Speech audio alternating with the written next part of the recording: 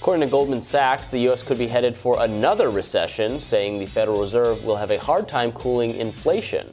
According to reporting by Bloomberg, Goldman puts the odds of this happening at 35%. Unemployment is down, but with inflation climbing to almost 9% in March, consumers continue to feel it in their pockets. Meanwhile, the Federal Reserve is grappling with tightening the U.S.'s monetary policy in hopes of bringing inflation down to 2% and capping it. Here to talk about the Fed's strategy is Jacob Goldstein, journalist and author of Money, the True Story of a Made-Up Thing. Jacob, welcome. Hi, thanks for having me. Yeah, thanks for joining us. So, how do you feel about this diagnosis? Should we be all that concerned? I mean, yeah, it seems reasonable to be concerned. Inflation is really high.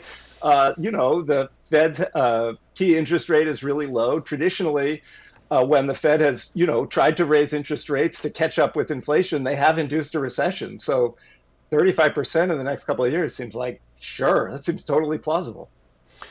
Where does that 65% come from? Because right. I mean, I hear you. Like 35%, I'll take those odds. Great. Only a 1 in 3 chance. Great. Sounds good to me. And meanwhile, they're trying to tame inflation using the tool that they've used over the last 50 to 70 years, tightening monetary policy, increasing unemployment, basically slowing down investment.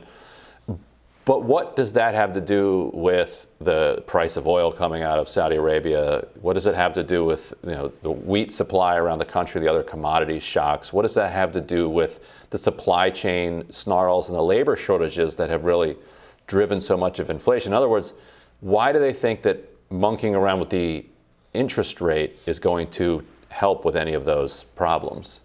Yeah, well, it's a fair question. I mean, to state the semi-obvious, right, inflation is about the relationship between supply and demand. So for all the reasons you alluded to, supply has been somewhat constrained. But, like people talk about the supply chain problems, it's important to point out that demand for goods in the U.S. is really high, right? It's not like the supply chain is broken so we can't buy as much stuff as we used to. We're buying more goods than ever. It's simply that the supply chain can't grow fast enough.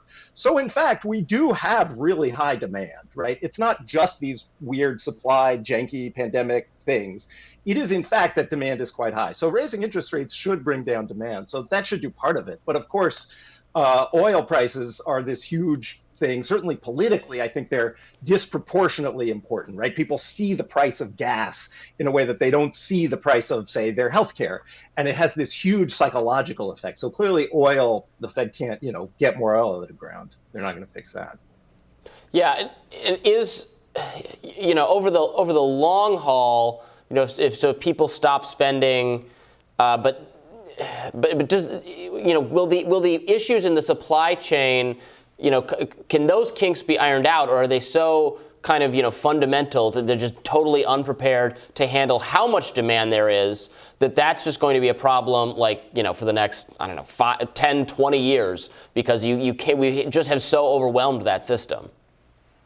I mean, I think that system is pretty strong, right? Like the flip side of that question is we had a giant pandemic and bought more stuff than ever. And we were able to get most of that stuff, right? We're still getting more stuff than ever. So I feel like the supply chain is low on the list of worries. Like oil is a bigger worry. I mean, inducing a recession is a bigger worry, but the supply chain seems remarkably resilient to me.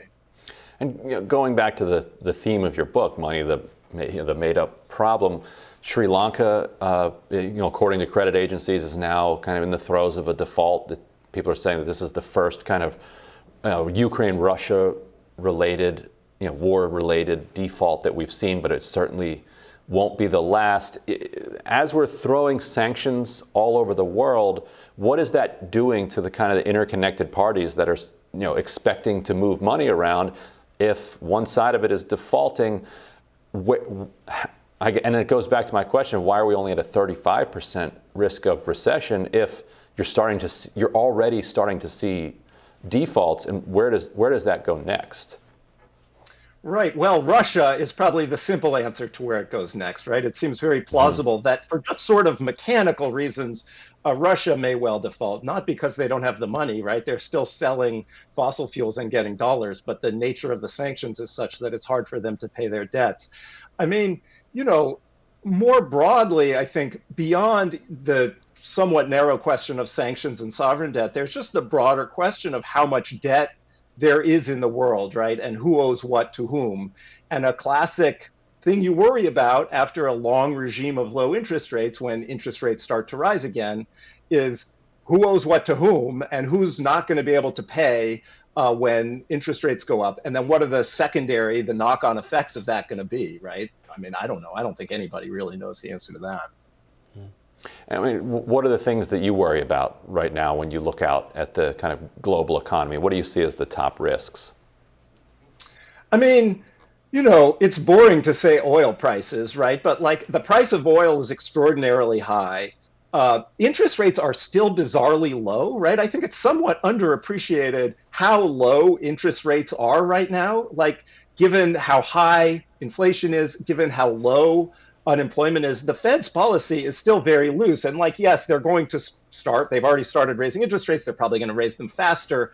But like, it's kind of a wild moment. The combination of super low interest rates, very, very loose, accommodative monetary policy still, extraordinarily low unemployment. That's kind of good news, right? We've kind of forgotten about that because we're sort of more focused on the inflation, and then very high inflation and very high oil prices. It's a nasty set of factors. You have a podcast called What's Your Problem? And in your latest episode, you interviewed the CEO of a major COVID vaccine manufacturer, Moderna. And tell us about that interview.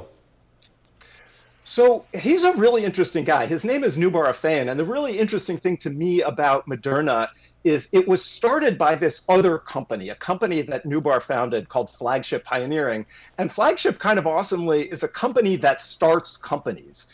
And his big idea, he was an entrepreneur in the 80s, and he saw, there's this very kind of mythological treatment of entrepreneurs, right? Of like the heroic entrepreneur. He's like, that's the wrong way to do it. We need to come up with like a repeatable system for starting companies. And that was really what I focused on when I interviewed him for What's Your Problem, is how they've built this system for starting companies, which I find really fascinating.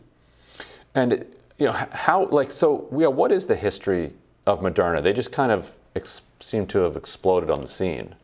Yeah, so Noubar started this company Flagship in 2000, and then in 2010 he got interested in mRNA, right? This molecule that exists in the body that codes for proteins, and he was like, well, if we could figure out how to use mRNA, we could sort of get the body to make anything we want.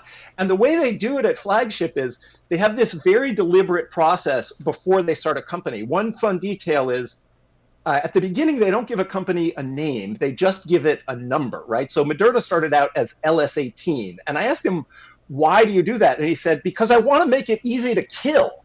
And if you give something a name, if it's like your dog's name or your favorite Greek god, you're not going to want to kill it, right?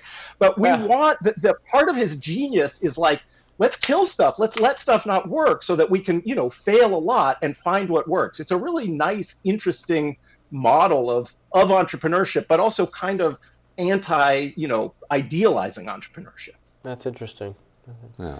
Well, Jacob, thank you so much for joining us. We really appreciate it. Thanks for having me on the show. We'll have more Rising right after this.